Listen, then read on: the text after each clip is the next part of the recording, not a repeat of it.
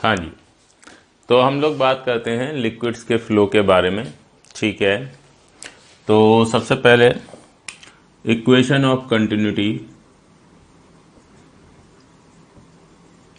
बिल्कुल सिंपल सी चीज़ है कि किसी पाइप में अगर लिक्विड फ्लो हो रहा है और पाइप जो है उसका एरिया, ये मैं ऐसे नहीं बनाता हूँ, मैं इस टाइप से बना देता हूँ, क्योंकि ये जो इक्वेशन ऑफ कंटिन्यूटी है ऐसा नहीं कि सिर्फ हॉरिजॉन्टल पाइप के लिए एप्लीकेबल है, कोई कैसे भी कहीं भी नीचे ऊपर कैसा भी शेप कुछ भी पाइप जा रहा हो उसके लिए है। तो यहाँ पे पाइप का एरिया देखा, ठीक है, वो है A1, और यहाँ पे पाइप का एरिया ऑफ क्रॉस सेक्शन देखा, वो है A2। इसमें लिक्विड का फ्लो चल रहा था, यस, तो यहाँ पे लिक्विड के फ्लो की वेलोसिटी देखी V1, यहाँ पे फ्लो की वेलोसिटी देखी V2। तो पाइप में जब लिक्विड फ्लो करता है तो किसी जगह पर पाइप का एरिया ऑफ क्रॉस सेक्शन और लिक्विड के फ्लो की वेलोसिटी, इनका जो मल्टीप्लिकेशन है वो कांस्टेंट होता है। ठीक है, ये इक्वेशन ऑफ कंटिन्यूटी कहलाती है, और इसमें हम A1 V1 बराबर A2 V2 ऐसे लिख सकते हैं। और जैसे कि हम अगर देख पा रहे हैं यहाँ पर कि यार अगर यहाँ से यहाँ गए तो मान लीजिए एरिया डिक्रीज करेगा, तो एरिया डिक्रीज करेगा तो वेलोसिटी क्या करेगी, इंक्रीज करेगी। क्यों? क्योंकि A इंटू वी को कांस्टेंट रखना है, तो ये बढ़ाओगे तो ये घटेगा ही घटेगा। तो अगर A2 A1 से छोटा है तो इसका मतलब V2 जो है वो V1 से बड़ा होगा। जितना एरिया ऑफ क्रॉस सेक्शन कम होता जाएगा वेलोसिटी उतनी बढ़ती चली जाएगी। ये आपका इक्वेशन ऑफ कंटिन्यूटी है। इस तरीके से मैं इन जनरल इसको याद रखूंगा, A इंटू वी बराबर कॉन्स्टेंट। हाँ, कोई इशू नहीं है। अब जब ये इक्वेशन ऑफ कंटिन्यूटी की बात करते हैं तो इसमें A इंटू वी ये एक इम्पॉर्टेंट क्वांटिटी होती है। ये है rate of flow of liquid. तो मैं इसको पहले भी लिख सकता था, लेकिन मैंने कहा पहले हम वो चीज़ लिख लेते हैं जो हमने खूब सबको याद होती है। ठीक है, अब ये A इंटू वी के बारे में बताते हैं। ठीक है, तो देखिए rate of flow of liquid, ठीक है, ये देखिए ये एक पाइप है, पाइप का एरिया ऑफ क्रॉस सेक्शन है A, और पाइप में लिक्विड जो है वो V वेलोसिटी से ऐसे चल रहा है। अगर तुम इस पाइप में मौजूद लिक्विड को डेल्टा T समय तक देखो तो डेल्टा T समय में ये लिक्विड इस जगह को क्रॉस करके आगे निकल जाएगा। कितना आगे बढ़ जाएगा? V delta T। तो हम करेंगे इतना लिक्विड जो है ये पाइप के इस पॉइंट से आगे बढ़ गया, निकल गया, यहाँ से फ्लो कर गया। तो आप ऐसे में कहोगे कि volume flown in delta T time. अगर आपसे कहा जाए कि भाई डेल्टा टी समय में लिक्विड का कितना वॉल्यूम यहाँ पे फ्लो किया, तो देखो ऐसा समझो कि पाइप में से लिक्विड ऐसे जा रहा था, तो ए एरिया ऑफ क्रॉस सेक्शन और वी डेल्टा टी लंबाई, इतना पोर्शन का एक सिलिंड्रिकल पोर्शन लिक्विड का इस पाइप से यहाँ से इस पॉइंट से आगे निकल गया है। तो इसका जितना वॉल्यूम होगा समझो उतना ही लिक्विड यहाँ से आगे निकला है। ठीक है, तो वॉल्यूम के लिए एरिया इंटू लेंथ, एरिया है ए, लंबाई है वी डेल्टा टी। अब रेट ऑफ फ्लो, तो रेट ऑफ फ्लो का मतलब हो गया volume phloem per unit time, delta we by delta T. तो ये हो जाएगा ए इंटू वी। ये जो इक्वेशन ऑफ कंटिन्यूटी है ये आई यहीं से, इसका यूज करके आई है। क्या मतलब? देखो पाइप में अगर लिक्विड यूं फ्लो कर रहा है तो भाई मेरे जिस रेट से लिक्विड यहाँ पे अंदर घुसेगा उसी रेट से तो यहाँ बाहर निकलेगा। क्या मतलब? अगर 1 मिनट में 100 लीटर पानी यहाँ से अंदर घुसता है तो 1 मिनट में 100 लीटर ही तो निकलेगा। कोई ऐसा तो हो नहीं सकता कि 1 मिनट में 100 लीटर घुस कर 150 लीटर निकल जाए, या घुसे 100 लीटर निकले 50 लीटर, ऐसा तो ही ना हो सकता है। तो इस जगह पर जो रेट ऑफ फ्लो होगा उतना ही रेट ऑफ फ्लो यहाँ भी होगा, क्योंकि बीच में कोई एक्स्ट्रा पानी लिक्विड ना डाला जा रहा है ना निकाला जा रहा है। तो यहाँ और वहाँ रेट ऑफ फ्लो बराबर होनी चाहिए। तो A1 V1 यहाँ rate of flow, A2 V2 यहाँ रेट ऑफ फ्लो। तो ये हो गया रेट इन A1 V1, और रेट आउट क्या हो गया? A2 V2। तो जो रेट इन होगा वही रेट आउट होगा। तो A1 V1 बराबर A2 V2। ऐसे आप लिक्विड के फ्लो के रेट को लेकर ये इक्वेशन ऑफ कंटिन्यूटी डिस्कस कर सकते हैं। अच्छा, एक जनरल फॉर्म भी होती है इक्वेशन ऑफ कंटिन्यूटी की, वो देखिए। जनरल फॉर्म क्या है कि किसी जगह पे एक जंक्शन टाइप का बना हुआ है और जंक्शन पे बहुत सारे पाइप आके जुड़े हुए हैं। ये देखिए, ये बहुत सारे पाइप जो है जंक्शन पे आके जुड़े हैं। कुछ पाइप में लिक्विड आ रहा है, कुछ पाइप ऐसे हैं जिनसे लिक्विड जा रहा है। हाँ बिल्कुल ऐसा हो सकता है, किसी पाइप से लिक्विड आ रहा है, किसी से जा रहा है। ठीक, तो भाई मेरे तुमने क्या किया, यहाँ पे जो भी लिक्विड का आना जाना चल रहा है तो वेलोसिटी देखी, यहाँ वेलोसिटी V1, यहाँ V2, V3, V4, V5, और एरिया ऑफ क्रॉस सेक्शन देखें, यहाँ एरिया है A1, यहाँ A2, यहाँ पर A3 और A4 और A5। अब हम ये बात कहेंगे कि ये बहुत सारे पाइप हैं, तो ये जंक्शन की तरफ या तो पानी ला रहे हैं या जंक्शन से दूर पानी ले जा रहे हैं। पानी कह लो, लिक्विड कह लो, कुछ कह लो।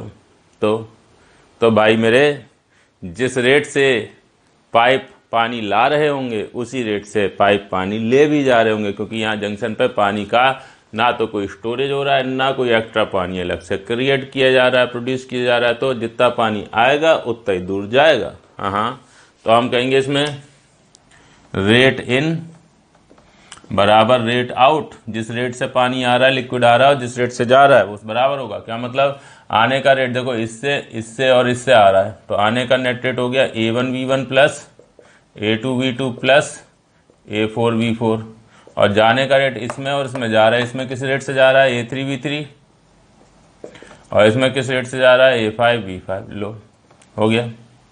तो ये जनरल फॉर्म हो गई इक्वेशन ऑफ कंटिन्यूटी की, जो एक पाइप के लिए नहीं, अगर कि जगह पर एक से ज़्यादा पाइप कनेक्टेड हैं तो उसके लिए इस्तेमाल करी जा सकती है। कुछ भी बहुत विशेष नहीं है, एक बात देख लीजिए ध्यान से।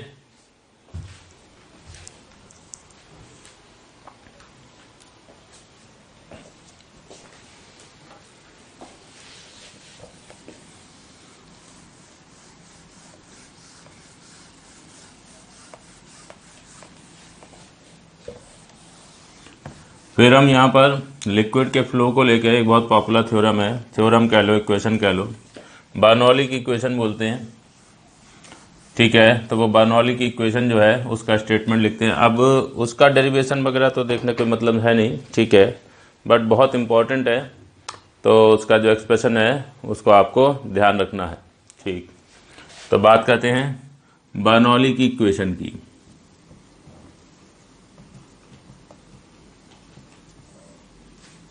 अच्छा, क्या है भाई, ये देखिए, हमारे पास कोई पाइप है जिसमें लिक्विड फ्लो कर रहा है। ये ग्राउंड फ्लोर है और ये पाइप इसमें लिक्विड फ्लो कर रहा है। ठीक है, अब क्या हुआ, यहाँ पे आपने पाइप का देखा एरिया ऑफ क्रॉस सेक्शन है A1, यहाँ देखा है A2। तो एरिया ऑफ क्रॉस सेक्शन अलग अलग है, तो वेलोसिटी भी लिक्विड की अलग अलग होगी। यहाँ पे लिक्विड के फ्लो की वेलोसिटी है V1, यहाँ लिक्विड के फ्लो की वेलोसिटी है V2। सही है, ठीक। लिक्विड में प्रेशर होता है, तो यहाँ पे लिक्विड में प्रेशर जो है इस जगह पे आपने लिखा P1, और यहाँ लिक्विड में जो प्रेशर है वो आपने लिखा P2। लिक्विड जो फ्लो कर रहा है, इस लिक्विड की डेंसिटी है रो, और पाइप के ये दोनों पॉइंट जमीन से अलग अलग हाइट पर हैं। तो ये वाला पॉइंट जमीन से H1 हाइट पर है और ये वाला पॉइंट जमीन से H2 हाइट पर है। अब लिक्विड का फ्लो जब यहाँ चलेगा तो एक आप इक्वेशन ऑफ कंटिन्यूटी तो लिखेंगे यहाँ पर, क्या, A1V1, सॉरी,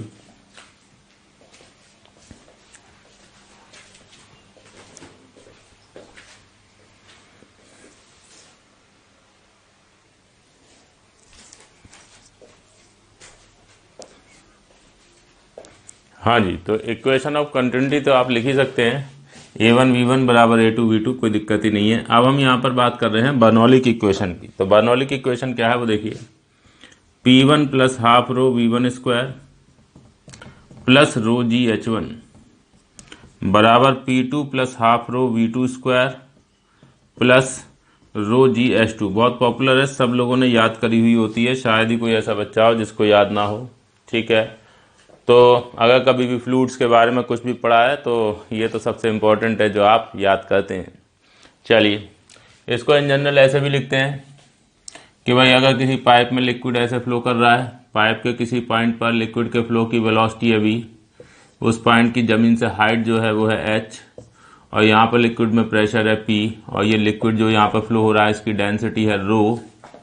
तो P plus half rho V square plus रो GH बराबर होगा कांस्टेंट। ये बर्नौली की इक्वेशन को ऐसे भी याद रखा जाता है। ठीक है, हम यहाँ पर जब ये बर्नौली की इक्वेशन की बात करते हैं तो इसका एक स्पेशल केस होता है। स्पेशल केस होता है जिसमें हम जो ये ट्यूब है इसको हॉरिजॉन्टल ले लेते हैं। ठीक है, हॉरिजॉन्टल ले लेते हैं ट्यूब को, और फिर उसके बाद बर्नौली की इक्वेशन लगाते हैं। चाहिए बिल्कुल। तो ना ये है आपकी बर्नौली की इक्वेशन, चाहे ये भी कह सकते हो या इसको कह सकते हो। अच्छा, अब हमने कहा भाई ऐसा है, हॉरिजॉन्टल ट्यूब की बात हो रही है अब, क्यों नहीं, बिल्कुल। देखिए हॉरिजॉन्टल ट्यूब का क्या मामला है कि आपने यहाँ जो ट्यूब बनाई थी अभी, इसका कोई पॉइंट जमीन से कुछ हाइट पर था, दूसरा पॉइंट किसी और हाइट पर था। तो ये जो हाइट है वो सब पॉइंटों की सेम ले लो। ये ट्यूब ऐसे ले लो, ठीक है, लिक्विड फ्लो कर रहा है और ट्यूब हॉरिजॉन्टल है, ट्यूब के हर पॉइंट की जमीन से हाइट क्या है, सेम। अच्छा,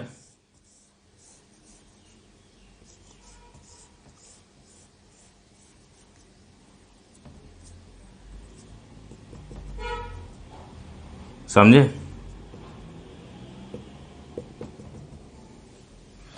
ट्यूब के हर पॉइंट की जमीन से हाइट जो है वो क्या है, सेम।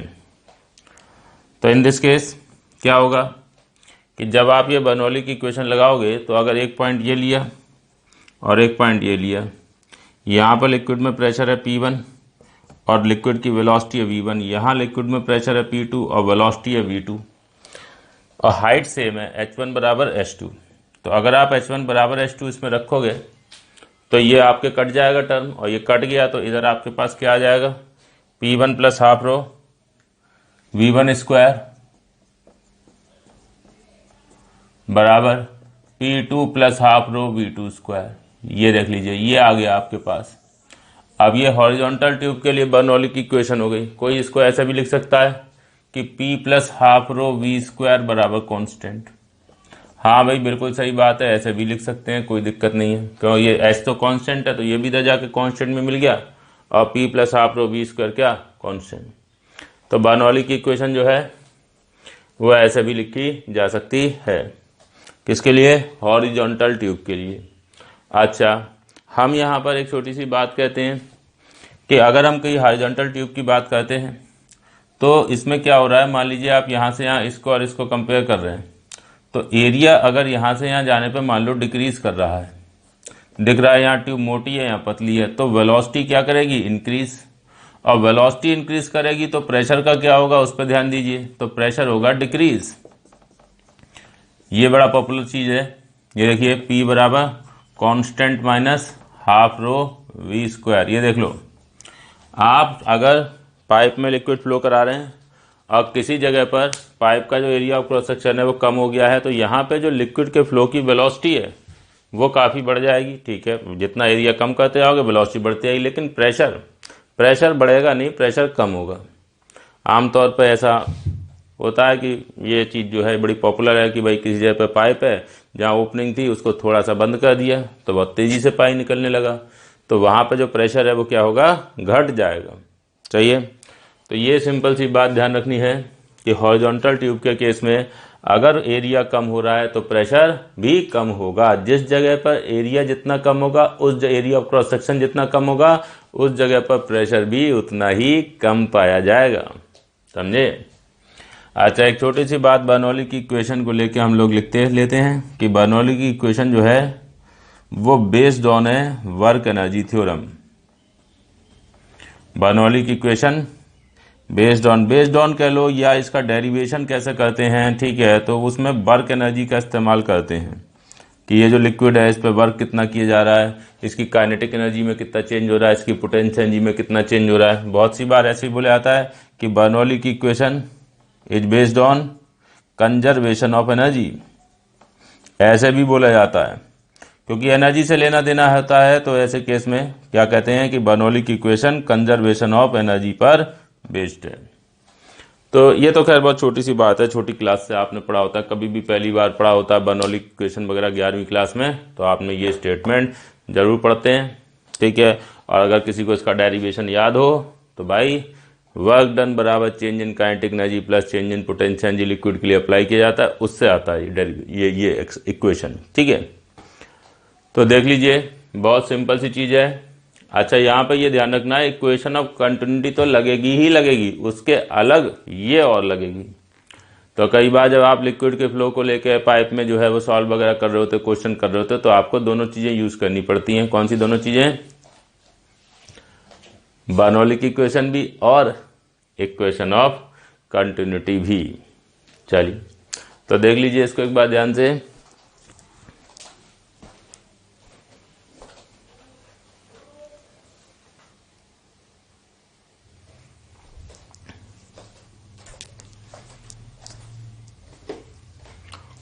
हाँ जी, तो हम लोग फिर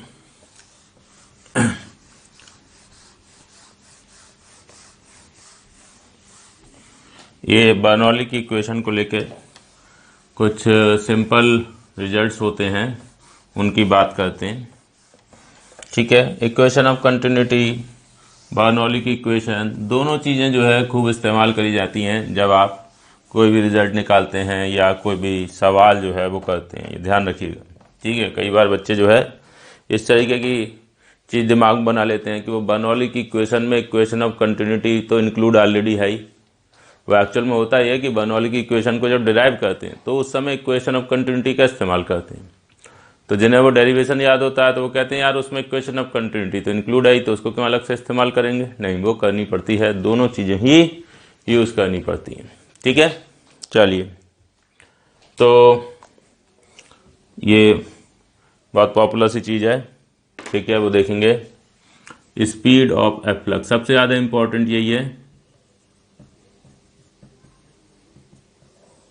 क्या है भाई? वो देखिए आपके पास एक जो है कंटेनर है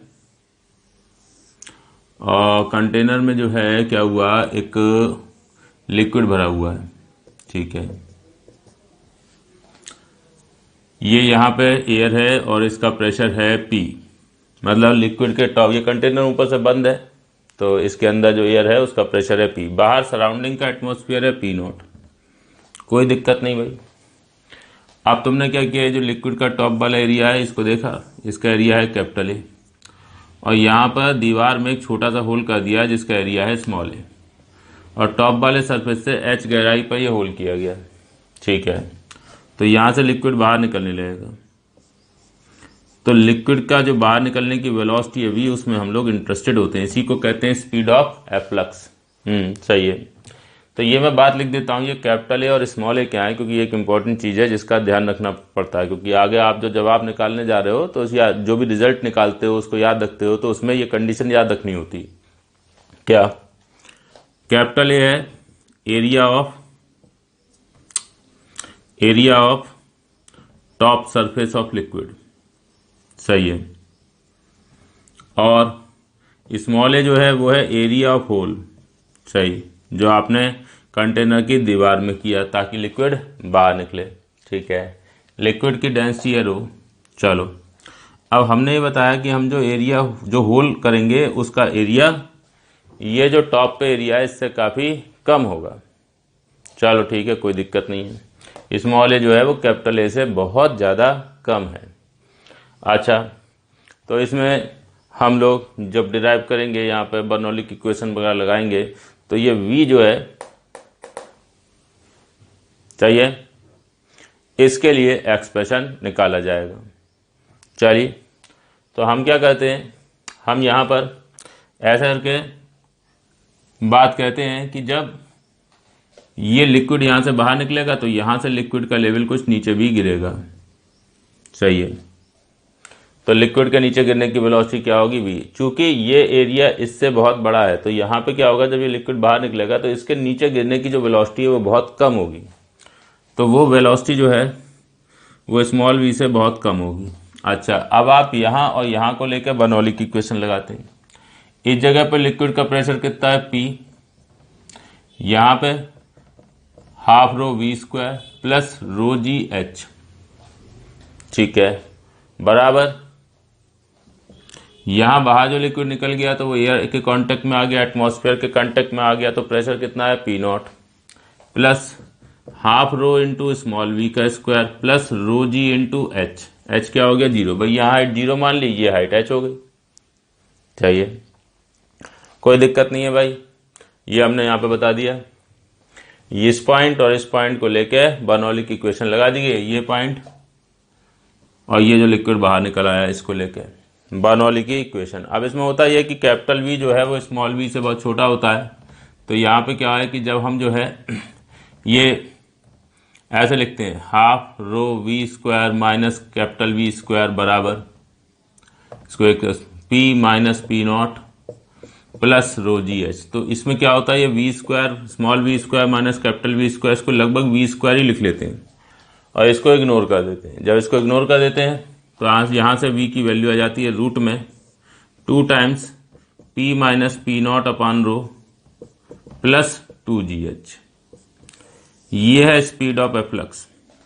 ठीक है, कंटेनर में लिक्विड भरा हुआ था, टॉप पे जो प्रेशर है वो p है और बाहर सराउंडिंग का एटमॉस्फेयर का प्रेशर है p नॉट, लिक्विड की डेंसिटी रो, और ये सरफेस से h गहराई पे छोटा सा होल कर दिया है। तो आप ऐसे इक्वेशन लिख सकते हैं किसके लिए, v के लिए। वेलोसिटी स्पीड, कुछ कह लो, स्पीड ऑफ एफ्लक्स, जिस स्पीड से लिक्विड इस होल से बाहर आएगा। अच्छा जी, चलिए हमने कहा भी ऐसा है, हम यहाँ पर ये जो स्पीड ऑफ एफ्लक्स है इसको लेके एक सिंपल सा केस लेते, वो ये कि मान लीजिए आपने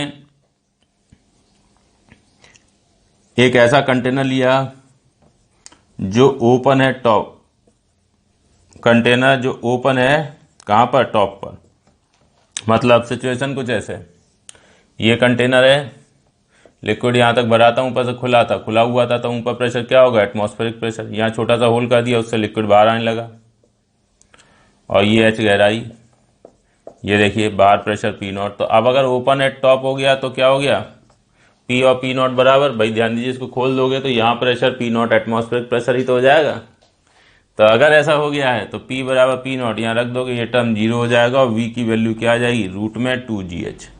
ये वो पॉपुलर रिजल्ट है जो आप में से हर किसी को याद होगा, क्या कि अगर हम कंटेनर एक खुला हुआ ऊपर से ले लें और सरफेस से h गहराई पर होल कर दें दीवार में, तो ये जो लिक्विड बाहर निकलेगा इसकी वेलोसिटी रूट में 2gh होगी। हालांकि इसमें यह कंडीशन ध्यान रखनी है, कौन सी कंडीशन, जो यहाँ बताया कि जो होल का एरिया है वो लिक्विड के टॉप वाले एरिया से बहुत कम होना चाहिए। अगर कहीं ऐसा नहीं है, ये कंडीशन नहीं है, तो फिर आप ये रिजल्ट यूज़ नहीं कर सकते। ठीक है, हालांकि ऐसा होगा नहीं, जो भी सवाल आप देखेंगे सब में जो होल है वो छोटा सा ही किया जाएगा।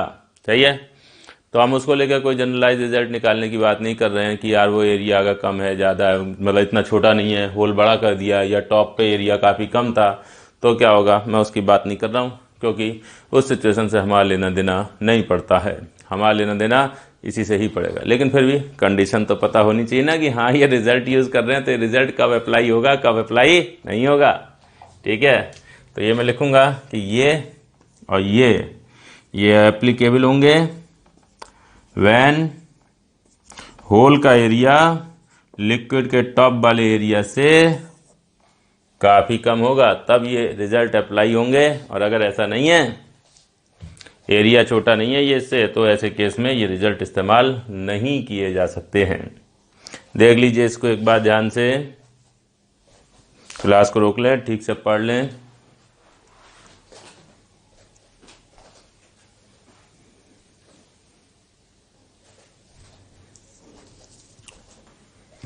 हाँ जी, तो ये वाला जो केस है जिसमें किसी टॉप पे ओपन वाले कंटेनर के सरफेस से एच गहराई पे होल कर देते हैं, लिक्विड ऐसे बाहर निकलता है, इसको लेकर कुछ और इम्पोर्टेंट रिजल्ट भी हैं जो आपको याद रखने पड़ते हैं। तो वो देखिए,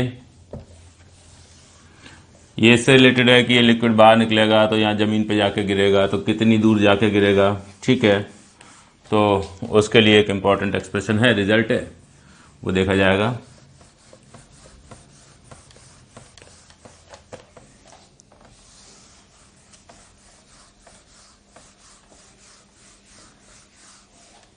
देखिए हमारे पास ये कंटेनर है और ज़मीन पे रखा हुआ था, बिल्कुल कंटेनर में कैपिटल एच हाइट तक लिक्विड भरा हुआ था। ओके, लीजिए, ये कैपिटल एच हाइट तक लिक्विड भर दिया आपने। अब जो टॉप वाला सरफेस है वो खुला हुआ है, ओपन टू एटमॉस्फेयर है, कोई प्रॉब्लम नहीं। अब तुमने क्या किया, तुमने यहाँ पर दीवार में खोल कर दिया छोटा सा सरफेस से एच गहराई पर। अगर एच गहराई है तो ज़मीन से ऊंचाई कितनी हो गई, capital H minus small H. अब यहाँ से लिक्विड निकलेगा वी वेलोसिटी से और यहाँ जाके गिरेगा। हम यहाँ पर ये बात कहेंगे तो कि जो लिक्विड बाहर निकलेगा उसकी स्पीड क्या होगी, रूट में 2gh। कोई प्रॉब्लम नहीं भाई, ये हम जानते हैं, अभी बताया था। अब ये लिक्विड जब यहाँ से निकला और यहाँ जाके गिरा तो यहाँ से यहाँ तक जाने में इसको जो टाइम लगा वो टाइम लगा मान लो t। तो t क्या से निकालोगे, इसको आप ऐसे सोचिए जैसे इसने यहाँ से शुरुआत करी थी तो इसकी वर्टिकल में वेलोसिटी क्या है, 0। तो भाई वर्टिकल में अगर 0 वेलोसिटी है और इसको नीचे गिरना है, लिक्विड को कितना नीचे गिरना है, इतना। तो 0 वेलोसिटी से जब कोई चीज़ वर्टिकल में नीचे गिरती है 0 इनिशियल वेलोसिटी से, तो वो acceleration due to gravity small g उसके चलते नीचे आती है और वेलोसिटी बढ़ाती जाती है। जो t समय में वो हाइट नीचे गिरती है वो हाइट होती है ½ g t²। बहुत बेसिक रिजल्ट है और जिन्हें नहीं याद है वो भाई याद कर लें। रेस्ट से छोड़ोगे किसी चीज़ को ग्रेविटी में तो t समय में नीचे कितना गिरेगी, ½ g t²। तो बस यहाँ पर ये t निकालने के लिए आपने कहा यार यहाँ से मैं वर्टिकल में तो रेस्ट में ही था, क्योंकि वर्टिकल में तो कोई वेलोसिटी है नहीं लिक्विड के पास, तो जितना हाइट नीचे गिरे बराबर होगा ½ g t², यानी t बराबर रूट में 2 times capital H minus small h अपान g। आप ध्यान दीजिए, इतनी स्पीड से पानी निकला और यहाँ तक जाके गिरा। अब ये क्या हुआ, जब पानी ऐसे जाएगा तो इसके पास हॉरिजॉन्टल में कोई एक्सेलरेशन नहीं होगा, कोई फोर्स ही नहीं लग रहा हॉरिजॉन्टल में, तो हॉरिजॉन्टल की वेलोसिटी इसकी फिक्स रहेगी कितनी भी। तो अगर कोई हमसे ये कहे कि यार ये यहाँ से यहाँ तक कितनी दूरी आगे जाके गिरा x, ये दूरी कैसे निकालें, तो बहुत सिंपल है। हॉरिजॉन्टल डायरेक्शन में आप इसके लिए लिखेंगे डिस्प्लेसमेंट बराबर वेलोसिटी इनटू टाइम। बहुत पॉपुलर है, सब लोगों ने खूब पढ़ा होता है। हाँ बिल्कुल, डिस्प्लेसमेंट बराबर वेलोसिटी इनटू टाइम। तो कितना डिस्प्लेसमेंट हुआ x, वेलोसिटी कितनी है v, टाइम कितना लगा t। v इंटू टी का तो इसमें रूट जी कट जाएगा, √2 इंटू √2 2 हो जाएगा और x बराबर आएगा 2 रूट में small h into capital H minus small h। ये बड़ा इंपॉर्टेंट, बड़ा पुराना, बड़ा पॉपुलर रिजल्ट है कि अगर आपने कंटेनर की दीवार में होल कर दिया तो लिक्विड कितनी दूर जाके गिरेगा, ये दूरी x क्या होगी, 2 रूट में small h into capital H minus small h। यानी कि जो होल है उसकी लिक्विड के टॉप वाले सरफेस से गहराई देख लो और जमीन से ऊंचाई देख लो, दोनों को मल्टीप्लाई करो, रूट लो, 2 से मल्टीप्लाई करो, आपको दूरी x मिल जाएगी। अच्छा, तो बड़ा पॉपुलर रिजल्ट है, चलो भाई हम लोग ध्यान रखेंगे इसको।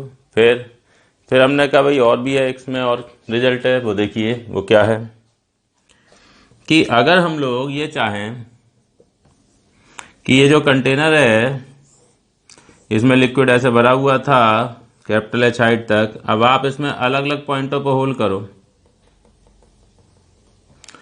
तो अलग अलग पॉइंटों पर होल करोगे लिक्विड अलग अलग दूरी पे जाके गिरेगा। सही है, यहाँ पे होल किया यहाँ जाके गिरा, यहाँ होल किया यहाँ जाके गिरा, यहाँ होल किया तो यहाँ जाके गिरा, यहाँ होल किया यहाँ जाके गिरा, ऐसे करके यूं गिर रहा है लिक्विड। सही है, क्यों नहीं। तो हम ये जानना चाहते हैं कि मैक्सिमम, हम जानना नहीं चाहते हैं, हम ये रिजल्ट याद रखना चाहते हैं, ठीक है, कि मैक्सिमम कितनी दूरी तक लिक्विड जाके गिर सकता है।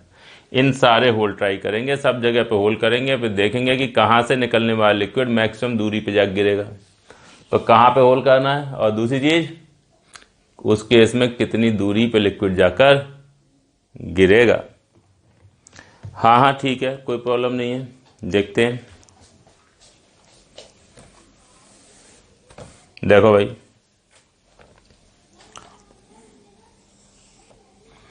तो हुआ ये कि टू मैक्सिमाइज एक्स को अगर मैक्सिमाइज करना है तो करना है कि इसका एक्स की मैक्सिमम वैल्यू करनी है, तो इसको डिफरेंशिएट करके इक्वल टू 0 करना है। हमें वो करने की जरूरत नहीं है, हमें सिर्फ याद रखना है कि मैक्सिमम करना है अगर एक्स को, तो स्मॉल एच बराबर लेना है कैपिटल एच बाई 2। तुम चाहते हो कि लिक्विड ज़्यादा से ज़्यादा दूरी पे जाकर गिरे, तो जो होल करोगे वो टॉप और बेस के बिल्कुल बीचों बीच में करोगे, उससे लिक्विड मैक्सिमम दूरी पे जाके गिरेगा। ठीक है, और वो एक्स की मैक्सिमम वैल्यू क्या होगी वो देखिए, इसको कैपिटल एच बाई 2, इसको भी कैपिटल एच बाई 2 रखोगे तो वो आ जाएगा कैपिटल एच। ये आपको रिजल्ट याद रखने हैं, बड़े इंपॉर्टेंट बड़े पॉपुलर रिजल्ट हैं, याद रखने हैं। ठीक है, देख लीजिए, ये आपने कंटेनर लिया और इसमें एच हाइट तक लिक्विड को भर दिया, फिर आपने इसमें होल किया, टॉप से एच बाई 2 गहराई, तो जमीन बेस से भी एच बाई 2 ऊंचाई, लिक्विड निकलेगा और यहाँ जाके गिरेगा, ये दूरी होगी एच, और ये मैक्सिमम है। इसके अलावा कहीं भी और होल कर दो, लिक्विड इससे कम दूरी पे जाके गिरेगा, इससे आगे जाके नहीं गिर सकता। समझे, ये मैक्सिमम दूरी है, इससे ज़्यादा दूरी तक लिक्विड नहीं पहुंच सकता। सही है, तो ये छोटी सी बात है, छोटा सा रिजल्ट है, मैंने बता दिया। ये यहाँ पर आप इसको डिफरेंशिएट करके इक्वल टू 0 करके ये निकाल सकते हैं, ज़रूरत नहीं है, बस याद रखना है। ठीक है, तो देख लीजिए इसको और क्लास को रोक के एक बार पढ़ लीजिए।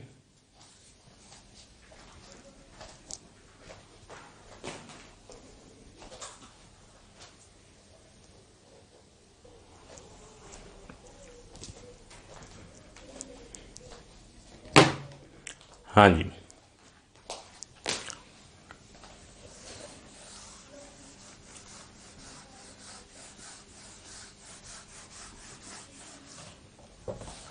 तो इसी को लेके हम कुछ और बात भी कर सकते हैं, वो देखेंगे अभी। यही स्पीड ऑफ एफ्लक्स है, लिक्विड कितनी दूरी पे जाके गिर रहा है, इसको लेके बात करी जा रही है। एक और रिजल्ट बताया जा रहा है, वो देखें। आपके पास एक कंटेनर है जिसमें लिक्विड भरा हुआ था, यस, कैपिटल एच हाइट तक। आपने क्या किया, कंटेनर में लिक्विड के टॉप वाले सरफेस से स्मॉल एच गहराई पर एक होल किया, और एक होल किया आपने बेस से स्मॉल एच ऊंचाई पर। चाहिए, दोनों से लिक्विड बाहर निकलने लगेगा। हमें ये बताया गया कि इन दोनों में से निकलने वाला लिक्विड एक ही पॉइंट पे जाके गिरेगा, ये होल 1 ये होल 2, तो x1 बराबर क्या होगा, x2। ये वो फार्मूले में वैल्यू रख के देख सकते हो, कुछ खास ऐसा नहीं है कि जो मैं लिख के बताऊं। आप यहाँ वाले होल के लिए x निकालो, x1 अभी बताया था, x बराबर क्या होता है, 2 रूट में small H into H minus H. इसका मतलब हो गया सरफेस से गहराई, और इसका मतलब हो गया बेस से ऊंचाई। आप अगर इसके लिए काम करोगे तो ऊपर गहराई स्मॉल एच और ऊंचाई capital H minus small H. इसको देखोगे तो इसकी गहराई टॉप से capital H minus small H होगी और ऊंचाई स्मॉल एच होगी। तो जब x1 x2 लिखोगे तो फर्क बस इतना सा होगा कि x1 के लिए यहाँ ये दोनों लिखोगे, तो x2 के लिए ये बस पलट दोगे, capital H minus small H into small H. ठीक है, तो उससे क्या होगा भाई, यहाँ पे मान लो 5 है, ये 10 है, तो 5 इंटू 10 लिखोगे तो भी 50 आएगा, 10 इंटू 5 लिखोगे तो भी तो 50 आएगा ना, कोई चेंज तो ही ना हो जाएगी वैल्यू। तो हम उससे ये बात कहते हैं कि भाई ये दूरी दोनों केस में बराबर आएगी। ठीक है, तो इसको आपको ध्यान रखना है, बड़ा पॉपुलर बड़ा इंपॉर्टेंट सा जो है छोटा सा पॉइंट है ये। चलिए, तो ये हमने स्पीड ऑफ एफ्लक्स को लेके आपको बातें बताई हैं। ठीक है, फिर एक जो है सिचुएशन और होती है जिसमें किसी हॉरिजॉन्टल ट्यूब में लिक्विड के फ्लो का रेट जो है वो नापा जाता है और उसको वेंचुरी मीटर करके बोला जाता है।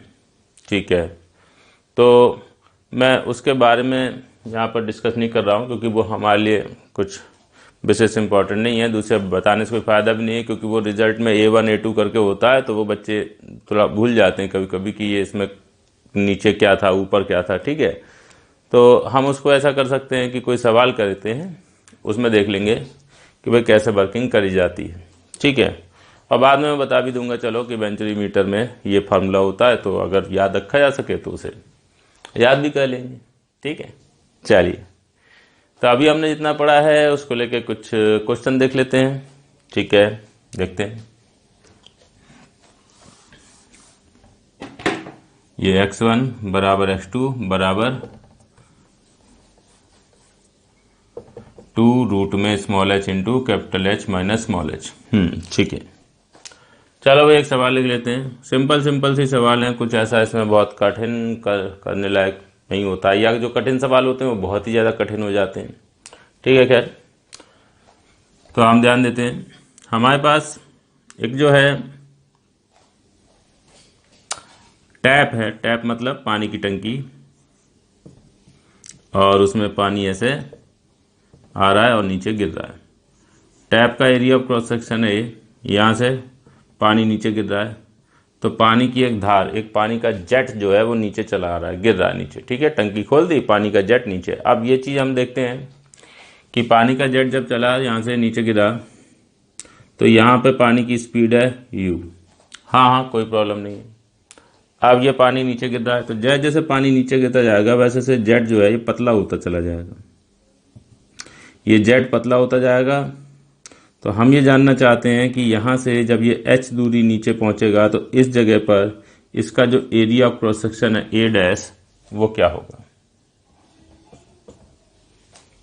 देख लीजिए, ये कोई पाइप नहीं है, ये लिक्विड है, बस ऐसे ही गिर रहा है। जब टंकी नॉर्मल टंकी होती है, टंकी खोलते हो पानी ऐसी तो गिरता है, तो ये पानी की धार है, पानी का जेट है, ऊपर मोटा जेट, नीचे पतला।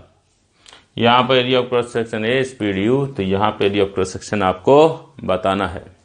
तो क्लास को रोकें और ये जवाब निकालने की कोशिश करें।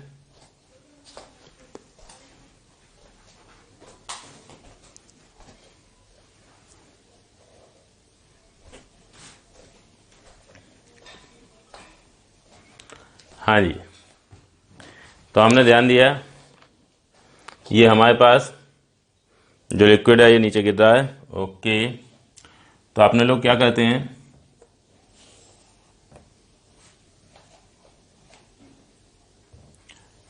कि ऊपर से जब ये लिक्विड चला तो इसकी स्पीड है u। अब ये h हाइट, अब ये ग्रेविटी में गिर रहा है तो नीचे आएगा, तो नीचे तक आते आते इसकी स्पीड यहाँ तक आते आते क्या हो गई v। मैंने कहा भाई एक्सेलरेशन ड्यू टू ग्रेविटी क्या, small g. Third equation of motion लगाओ, सबने पढ़ी होती है equations of motion, v square बराबर u square plus 2a delta x, ठीक है।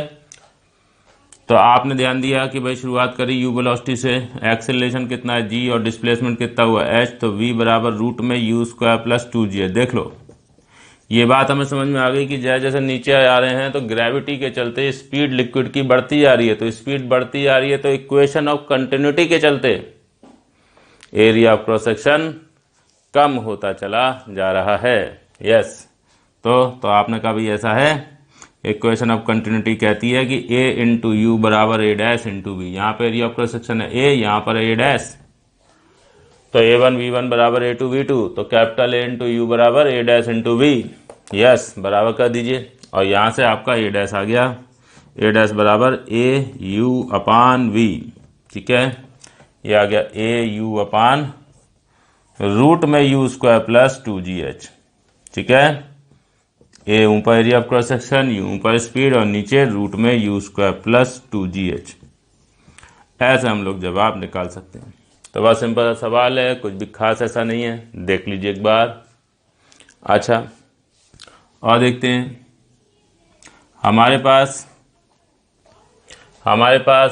कोई कंटेनर है, और इस कंटेनर में एक सेकंड,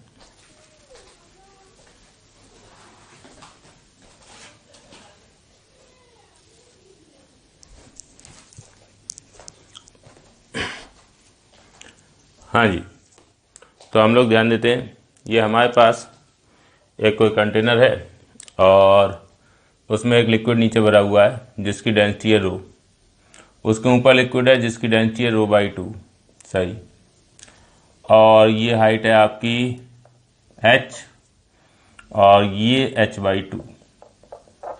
इस जगह पे दीवार में एक होल कर दिया और यहाँ से लिक्विड बाहर निकलने लगा।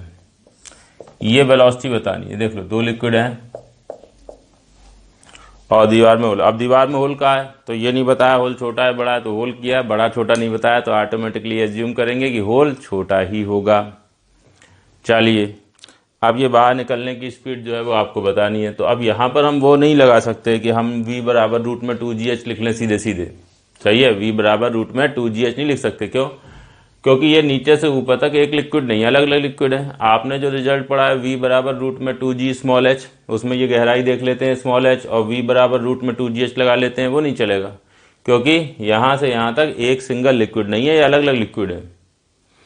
तो आपने ऐसे केस के लिए रिजल्ट थोड़ी ना पढ़ा था, सिंगल लिक्विड हो नीचे से ऊपर तक, तो आप जो है वो रिजल्ट वो पढ़े हो। ठीक है, तो क्या करेंगे देखते हैं। पहले तो मैं बता दूं कि क्या काम। जैसे ये आपके पास कंटेनर है और टोटल नीचे से ऊपर तक रो डेंसिटी का लिक्विड होता और ये गहराई होती 3h/2।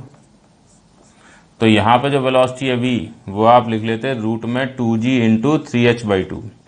अगर पूरा नीचे भी रो डेंसिटी का लिक्विड होता और ऊपर भी रो डेंसिटी का लिक्विड होता तब आप ये काम कर लेते। लेकिन इस केस में v बराबर रूट में 2g इंटू सरफेस से गहराई, यानी कि यहाँ से यहाँ तक की गहराई कितनी हो गई 3h/2, ये लगाओगे तो गलत हो जाएगा, ये नहीं चलेगा। क्योंकि ऊपर से नीचे तक सेम लिक्विड नहीं है। तो क्या करेंगे, बिल्कुल देखते हैं अभी कैसे काम किया जाएगा।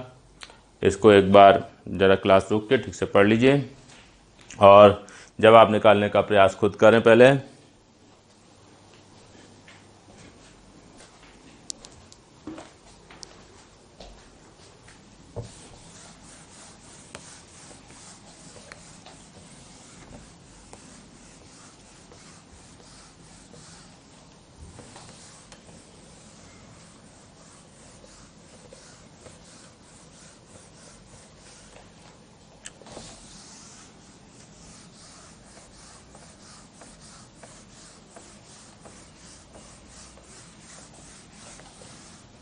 हाँ जी, तो हम ये बात यहाँ बताते हैं कि यार ये जो आपके पास कंटेनर है,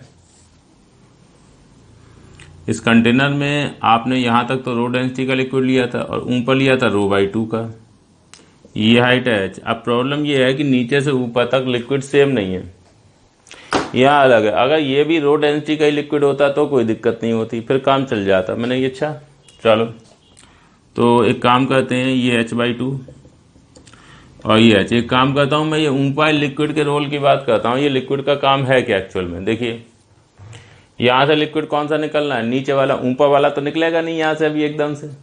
तो ऊपर वाले का काम क्या है, ऊपर वाले का काम है अपना ये जो हाइट है इसके कारण नीचे वाले पर प्रेशर क्रिएट करना, ताकि ये नीचे वाला ज़्यादा तेजी से निकले। अरे भाई इसे तो समझ ही रहे हो, अगर ये लिक्विड ना हो तो ये धीरे धीरे निकलेगा, इसकी मौजूदगी के कारण एक्स्ट्रा प्रेशर क्रिएट होगा तो ये ज़्यादा तेजी से बाहर निकलेगा। हाँ बात तो सही है। तो इसके कारण जो प्रेशर क्रिएट किया जा रहा है नीचे वाले पर वो निकालो, डेल्टा P ρ/2 इंटू जी इंटू एच। हाँ कोई दिक्कत नहीं है, इसने इतना ही तो प्रेशर यहाँ पे क्रिएट किया नीचे। तो भाई मेरे इसको ऐसे लिखो ρg इंटू h/2। हाँ कोई दिक्कत नहीं। इसका मतलब क्या हुआ, इसका मतलब ये है कि जो काम ये ρ/2 डेंसिटी का लिक्विड की h हाइट कर रही है, वही काम रो डेंसिटी से करवाया जा सकता है। बस हाइट h नहीं, h/2 ले लो। देख लो डेंसिटी ρ/2 हाइट h, इसको अगर रो कर दोगे तो ये हो जाएगा h/2। मैं कहा बस हो गया काम। आप एक काम करो, इसमें जो कंटेनर है इसमें नीचे रो डेंसिटी का लिक्विड है, हाइट h थी, और ये ρ/2 को बना दो ρ/2 को रो बना दो, और हाइट जो है वो h से घटा के क्या कर दो h/2, और यहाँ से लिक्विड बाहर निकालो। ये h/2 है। अब भाई मेरा अगर ये h/2 है और ये भी h/2 है तो टोटल यहाँ से यहाँ तक कितनी गहराई होगी, स्मॉल h बराबर कैपिटल H। तो v बराबर रूट में 2g इंटू स्मॉल h, यानी रूट में 2g इंटू कैपिटल H। ये आपका आंसर आ गया। देख लीजिए बहुत सिंपल सा काम किया गया। हमने कहा यार ऐसा है, ये ऊपर वाला जो लिक्विड है इसका जो काम है वो है एक्स्ट्रा प्रेशर क्रिएट करवाना नीचे वाले पे। तो एक्स्ट्रा प्रेशर ये कितना क्रिएट करता है वो देखा गया। और फिर यह सोचा गया कि इतना ही प्रेशर अगर रो डेंसिटी से के लिक्विड द्वारा क्रिएट करवाना है तो हाइट h नहीं h/2 से काम चल जाएगा। तो आपने इसको हटा के रो डेंसिटी का लिक्विड कर दिया, हाइट को h की बजाय h/2 कर दिया, और अब कोई दिक्कत नहीं है क्योंकि अब नीचे से ऊपर तक सेम लिक्विड हो चुका है। जब सेम लिक्विड हो गया तो फिर v बराबर √2gh वाला रिजल्ट लग जाएगा। That's it. बस ये हाइट कितनी होगी, कैपिटल H, h/2 मिला के कैपिटल H हो गई, और उससे आप जवाब लिख दिए अपना, खत्म। तो इसको एक बार ध्यान से देख लीजिए, क्लास रोकें, ठीक से देख लें।